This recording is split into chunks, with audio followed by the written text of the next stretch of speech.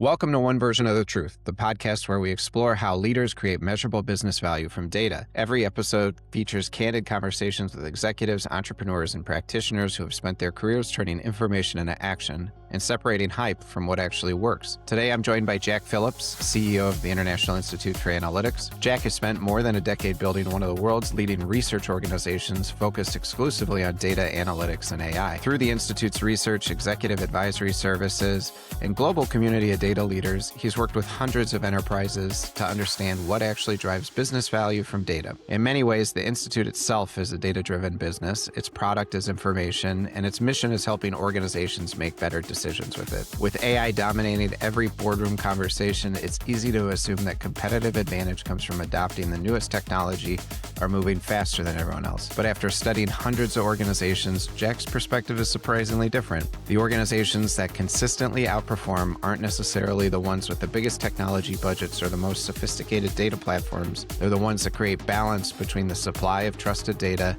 and the business demand for insights, connecting technology, people, and strategy in a way that drives measurable outcomes. In this conversation, we discuss what Jack has learned from working with hundreds of organizations, why so many data initiatives fail to deliver business value, and how AI is reshaping executive expectations, why today's data leaders need to become students of the business rather than just technology, and what is the highest performing organizations are doing differently. This is my conversation with Jack Phillips. Today, I am here with Jack Phillips, CEO of the International Institute of Analytics. Jack, pleasure for you to be here today. Taylor, thanks. I'm excited. For those of us who don't know much about IIA or Jack Phillips, could you introduce yourself and tell me a little bit about your business? Sure. So a background really is broadly in information publishing and research. So I've started a whole series of information businesses over my career. And about 13 years ago now, I came across Tom Davenport, having been in a prior industry, and he had just published his second, what I would call very important book in our industry. This was Analytics at Work, and that followed Competing on Analytics. And so as an entrepreneur who knows how to put businesses together, information businesses, I said, Tom, I don't need to tell you, you're onto something here in terms of competing on analytics. Well, jump 12 years forward, and obviously it's now kind of competing on AI. So the most current business was really just hatched in the back room, candidly, of my prior business. And there was just this following around how do you compete on analytics? And I said, let's put a business together that supports this emerging leader, the CAO, the CDO. So that's where we are today. That's cool. Well, tell me about this. I mean, research businesses are information businesses, are data businesses. You're effectively selling information. It seems like it's almost natural for you to go into a data-focused research business. Yes, and I mean, so if you go back to my background, I was an economics and sort of statistical sciences major in college, but primarily economics, and so I've always been in the stats and data world. And as we then, and I sort of have a background again in building research, content, benchmarking type businesses. So you're exactly right. Our customers sometimes joke with me about, well, if IIA were to take its own assessment, where would it score, right? And probably not as good as many of our large enterprises. But you're exactly right. It is always very interesting to the extent to which we are actually following the advice that we give many of our clients. Yeah, it's super interesting because I've even seen in the past 10 years or so that I've been in data, the data leaders have started more on kind of the data quality, data governance side of front. And probably in the last 5 years, especially, you've seen a big shift to more of a commercially minded data leader. Selling data is not a new concept. And you've got companies like Experian, TransUnion, they've been around for a very, very long time. And information services, for that matter, have been around for a very, very long time. And it's almost interesting because the first use case I hear data leaders try to solve for is how to monetize their data within an organization. As an information services provider, do you ever run into that before and help your clients navigate that use case? All the time. And I would say, again, I'll use 12 years as the life here of IIA. And it really didn't emerge as a key area of our focus until about halfway through, where I would argue that most of the data leaders that we work with, actually their first priority is, let's get our own house in order. Let's make sure that the broad ecosystem, the broad economy of how information flows, let's get that figured out. That's kind of job one. But immediately, as you point out, on the heels of that is, boy, we're sitting on some really interesting proprietary assets. Now, of course, we'll use them for our own competitive advantage, whether we're in the manufacturing space or financial services space. But what is the market opportunity for our own information? I think jumping forward, it's surprising how few enterprises make that a priority. And by enterprises, I mean those that are not in the information industry. That is the traditional, auto manufacturers who have reams of data coming off of their vehicles, for example, or, you know, manufacturers in the tractor space who have reams of intelligence that come off these big fat sensors that roam through the fields, all over the world. How do you turn that asset into a real competitive advantage for yourself, but also a commercial opportunity? I'm surprised at how few actually. Buying data is a big business. I mean, if you think about it, every time you click price my insurance policy, it's hitting LexisNexis or whoever, and it's a tens of billions of dollars a year, maybe hundreds of billions of dollars a year industry. And it's interesting because you've got all these enterprises like, well, how do I monetize a dashboard? Or how do I monetize AI? And it's like, no, no, no, no, no. It's not about taking the data, modern data stack, and turning that into a product. It's literally looking at it through a commercial lens, and how can you apply your information to commercial use cases? It's interesting how that hasn't caught on as much as it could, because I found that not only are insurance and financial services big buyers of this information, hedge funds especially are using this information for macroeconomic signal. I did an episode a couple back where I spoke to a macroeconomic researcher, and they're using data, to predict the future, to create signal, to create alpha, and they're taking a piece of that with their clients. So there's real opportunity here.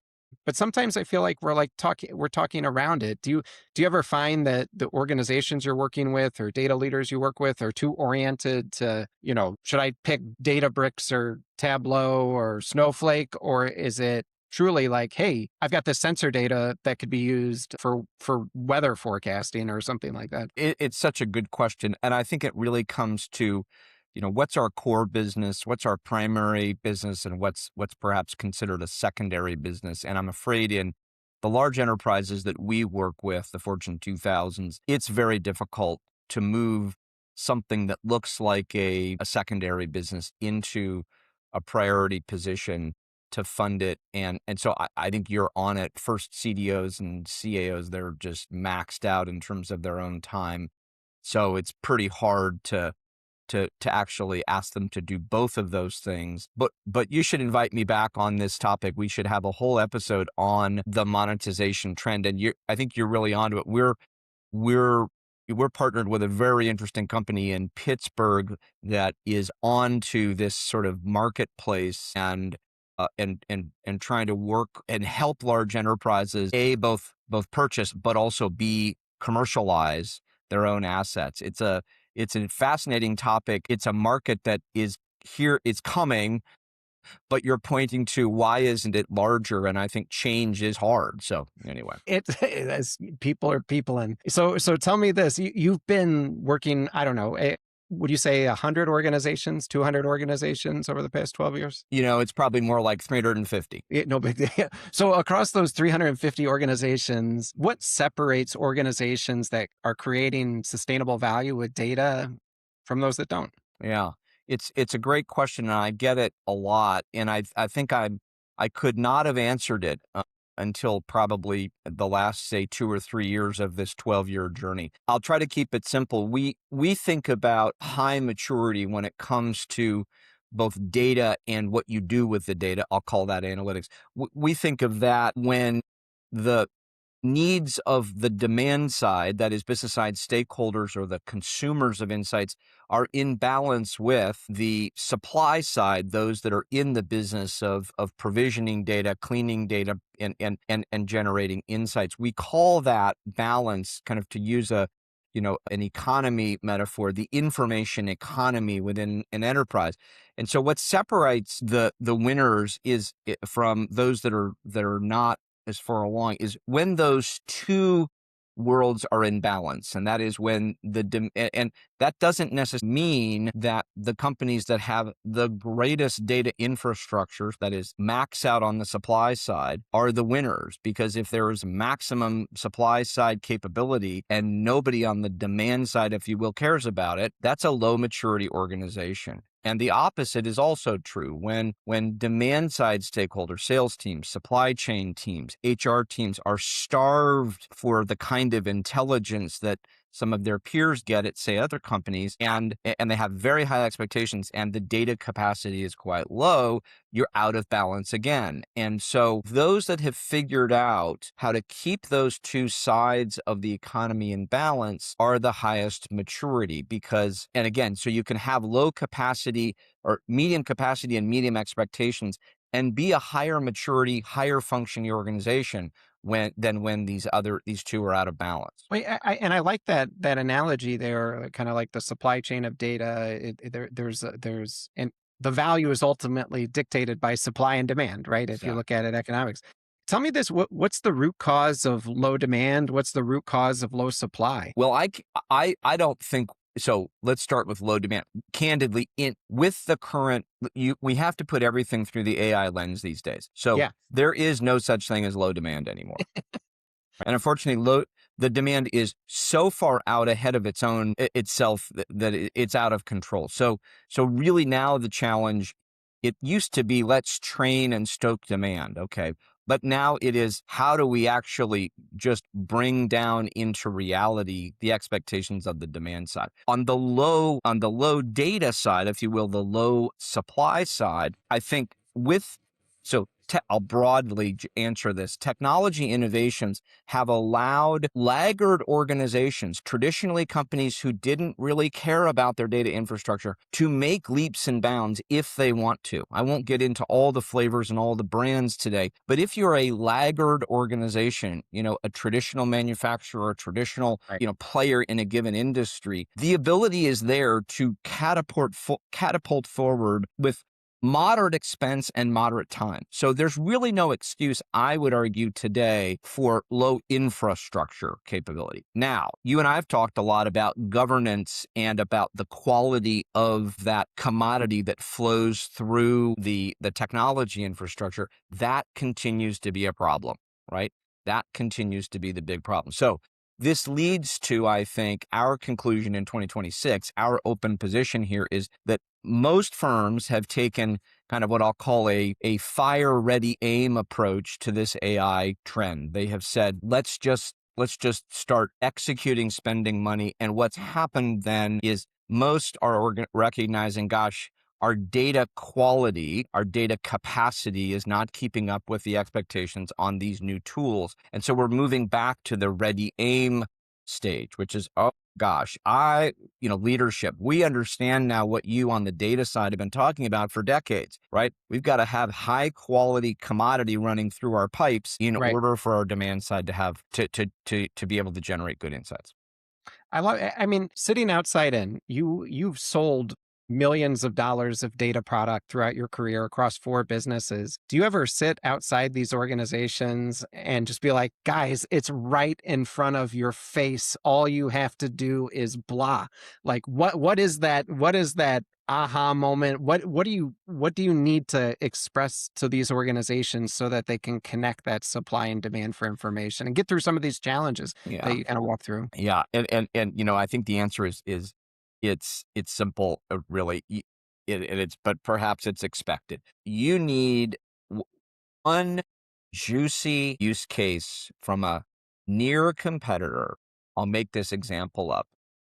If United Airlines is doing something that has gotten attention for flyers and it's a data product and flyers are saying, I'm going to fly in United rather than American because of the data that they have and the way that they entice me and so on, that gets the attention of leadership, right? So Gosh, okay, competitive advantage. Now let's double click and reverse engineer. What does it take for us to have the same kind of data product or intelligence in our shop? Well, we'll tell you, leadership. It comes back to infrastructure, it comes back to data. We have some training and so on and so on.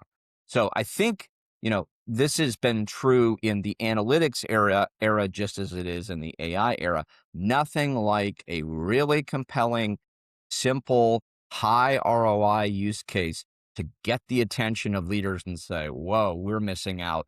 How do we change so we can take advantage of that? I draw so many parallels between entrepreneurship and what it takes to be a successful data leader Yeah. today. And it's start with the problem. And then a use case is just an elegant way to frame the problem with a solution that other people can sponsor. And it's we call it the beachhead use case, and we've talked often about the Cortez method of burning the ships once you establish that beachhead to force the change, because you do get resistance even to good things within organizations. But I think that's such a good principle. Is it's not a big data strategy about what a data strategy should be and why AI is important and Yeah. why we need AI governance. It's, hey, if we invest in AI, we're going to solve this for this person. It's going to get this result. And if it doesn't work, we should stop or try this, which is a little bit easier. And we should do this because our competitor's doing this already a little better than us. I love that. Tell me this. I mean, you're privy to working with some of the biggest brands in the world.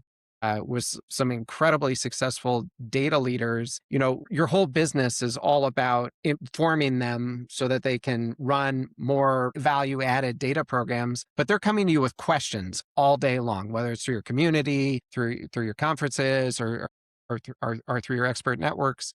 How are those questions changing in today's world of AI, and were they staying the same? Yeah. Okay. So I'll answer one as a generalization that, again, I'll use the 12-year metaphor. When we first started the business, the majority of our questions were really on what I'm going to call that supply side, to use that metaphor again. The idea being, and that this was pre-big data, this was early days.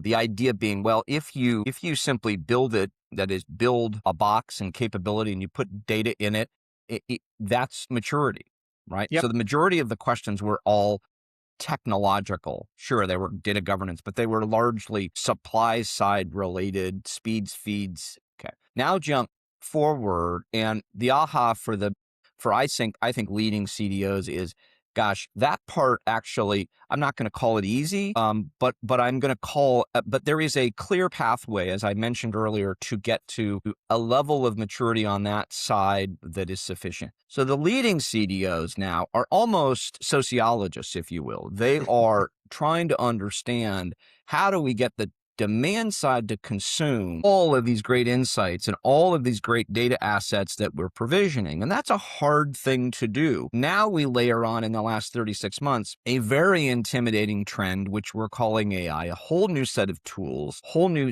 set of software layered on top of the media, scaring the pants off of, big swaths of the workforce, saying your job will be eliminated because of this tool.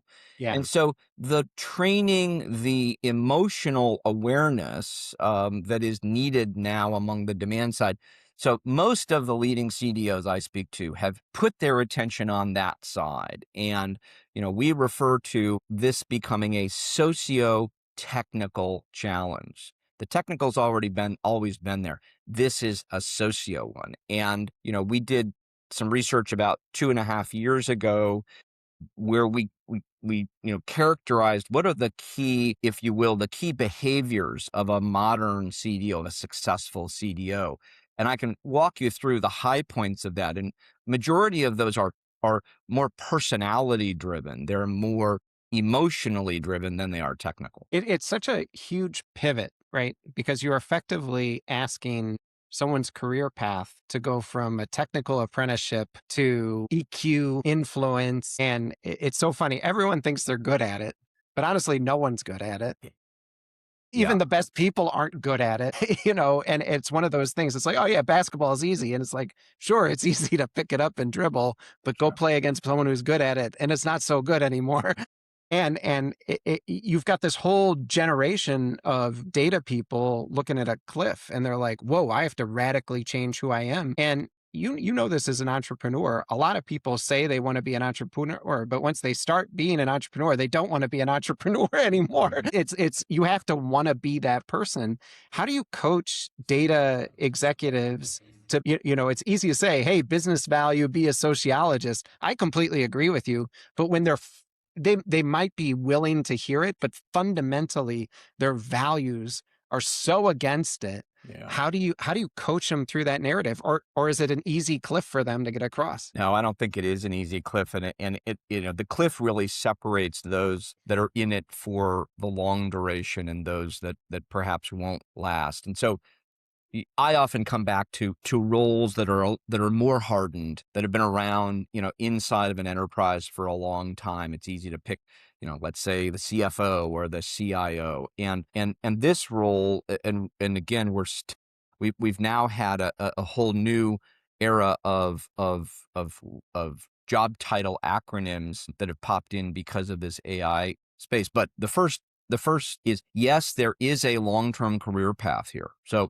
but it is going to be that word long, right? And you are going to have a variety of skills. Again, let's take the CFO for a minute. I know a fair number of CFOs, and I don't mean to generalize about them, but if you take the idea of technology with the data leader, you take the idea of finance with the CFO, and they can, that obviously has to be a 60, 70, 80% of the role. You've got to understand how things work. But there's the portion, the 20% of the role where, is beyond that set of skills. And that's what we're pointing to, I think, with the CDO role. So specifically, of course, within the CDO role, there are technological underpinnings you must understand.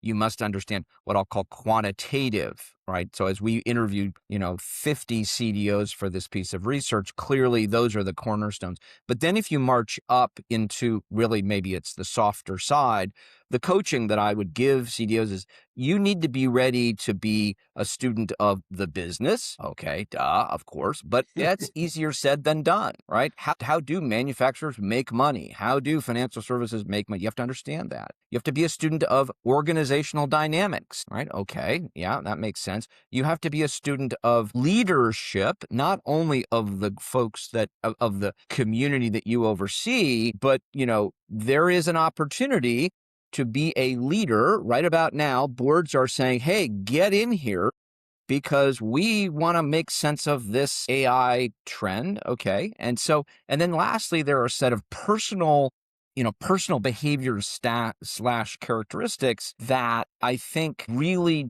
don't necessarily fit everybody. I mean, so a couple of them are, patience, determination, stamina, tenacity, a real passion for what you and I are doing right now, conversing and storytelling. But Humility, empathy, you've got to be curious.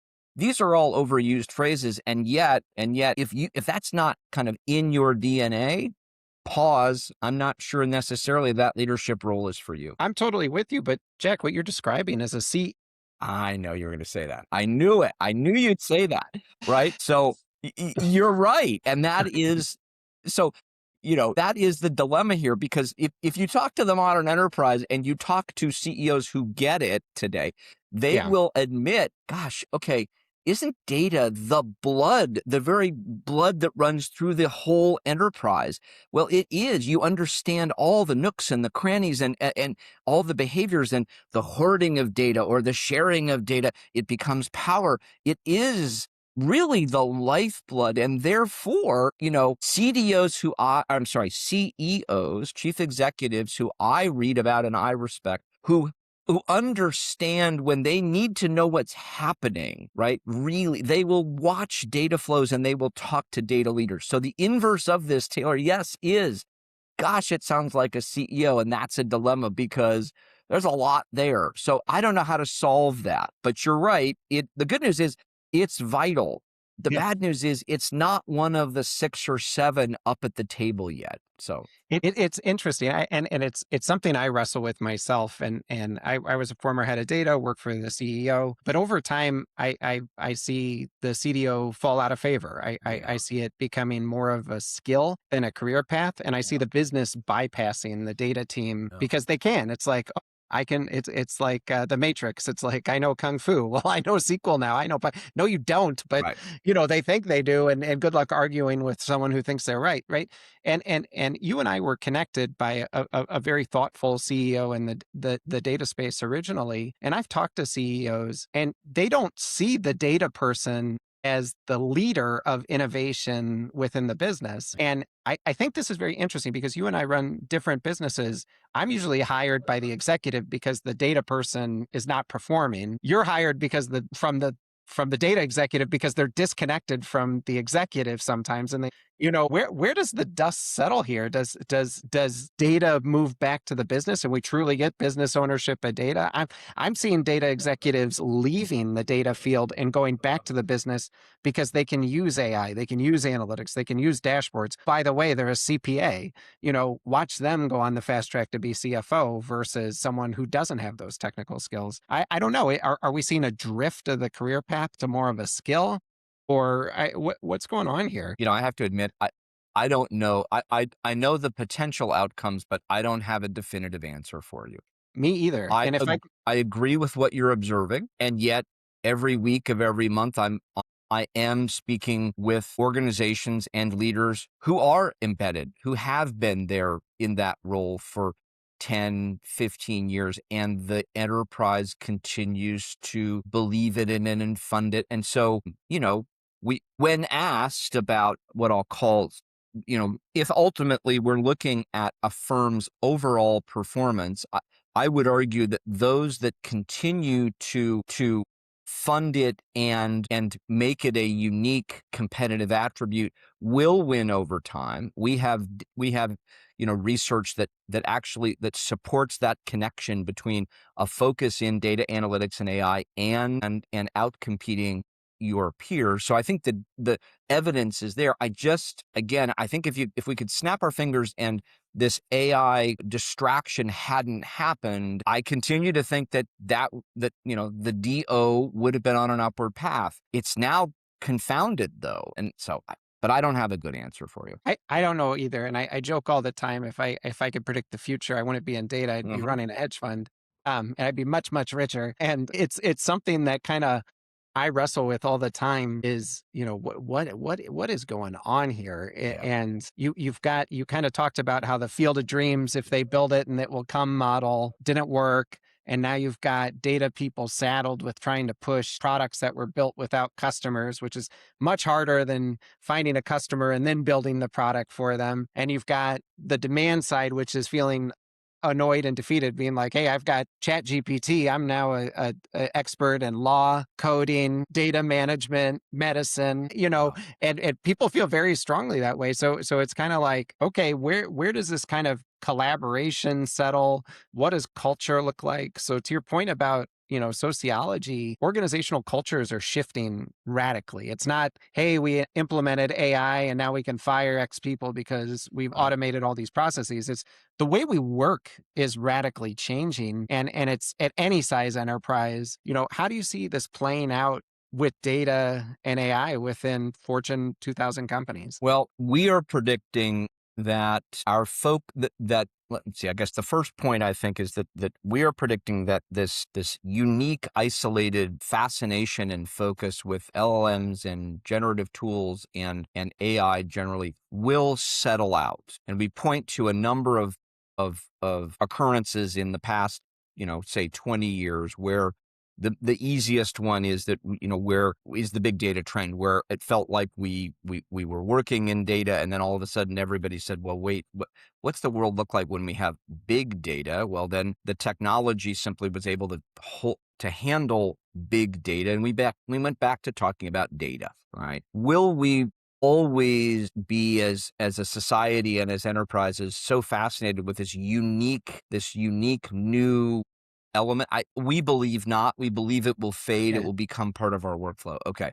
So if you don't believe that, it does seem that the AI trend usurps what we have been doing in data and analytics, and that organization, as you say, gets sort of fractionalized and moves into businesses, and it's not a unique thing anymore. But if you believe that we get back to fundamentals, again, I can't answer the first question, but I think it emerges as still a function and an area of focus. So again, I feel like we know the pathways, but I don't know the precise answer or timing as to That's how this is fair. going to shake out. It's something Malcolm Hawker shared with me once, and I just heard him say once that really stuck with me is that, and this is my interpretation. So if I misquote you, Malcolm, sorry, but was LLMs are going to start to be a lot like Excel, a desktop tool that people use to solve problems. It won't be this radical. How do we, everyone use this and there we save all this productivity. It's just people are just doing a little bit smarter work Right. or a little more organized, can present more sophisticated things,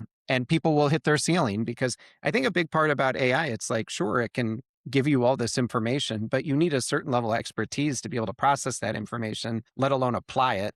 So I think, to your point, everyone's very, very excited. It's not what people expected. But at the same time, it's still incredibly valuable. And it's interesting. Hey, so tell me this, when you walk into organizations, let's say you walked into a $1 billion company tomorrow, where do you generally see the untapped value as it relates to data and AI? Yeah. So it's not on the sexy stuff. I mean, this is an answer that I think listeners are not going to be surprised by. Most of the large enterprises that we work with are. I use this in a charitable way. I do not. This is not a negative term, but they are, large organizations who have built massive businesses in traditional industries and are constantly trying to think about, okay, what am I doing 5 and 10 years out, which should be the case. And yet sitting around them, all around them are these, to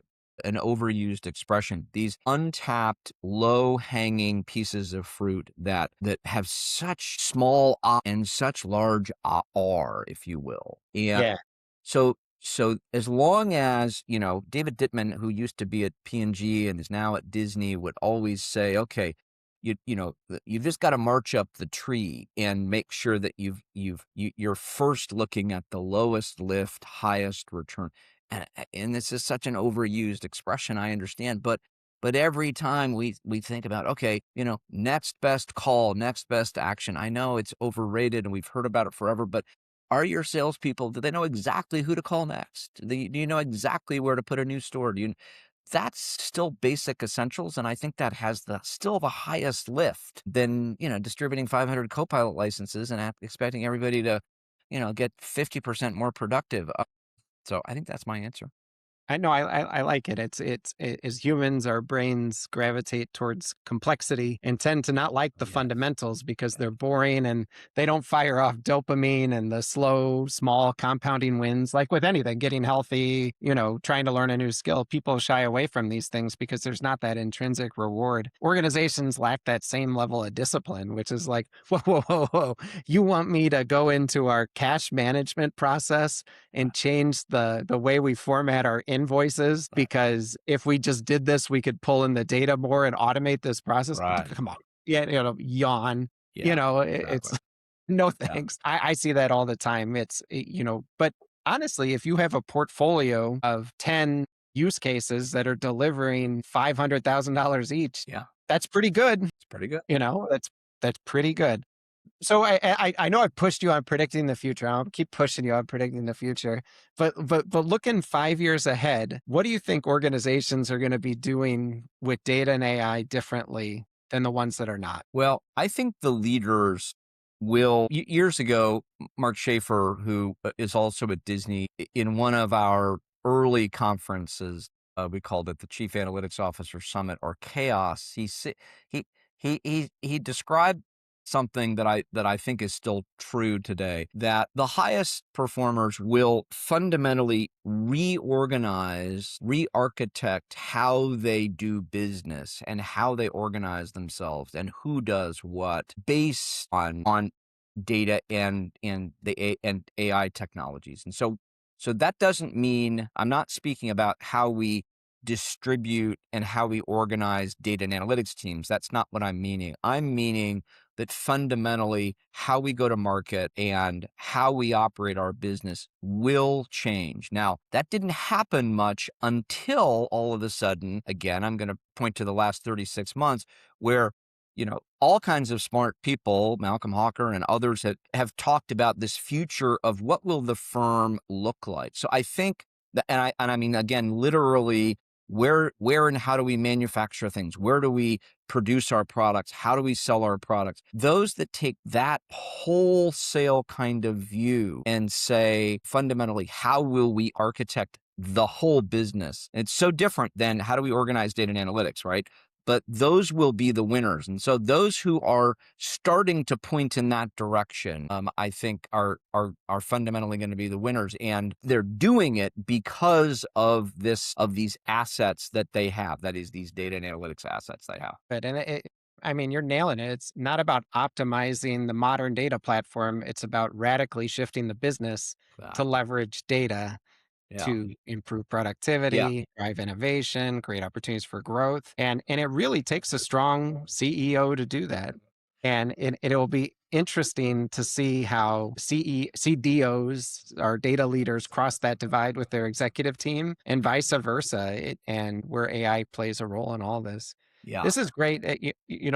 Jack, thank you so much for sharing your thoughts and your experience. If someone wants to get a hold of you or learn more about the International Institute of Analytics, what's the best way to get a hold of either of you guys? Yeah, it's pretty simple. 2 I's and the word analytics.com. So ianalytics.com, and you'll see me there on the website. There's a video of me, but it talks about everything that we do and the kind of firms that we support and the work we do. So 2 I's and the word analytics.com. Perfect. Well, thank you for your time today, Jack. Always a pleasure. Taylor, thank you. Thanks for what you're doing. Awesome.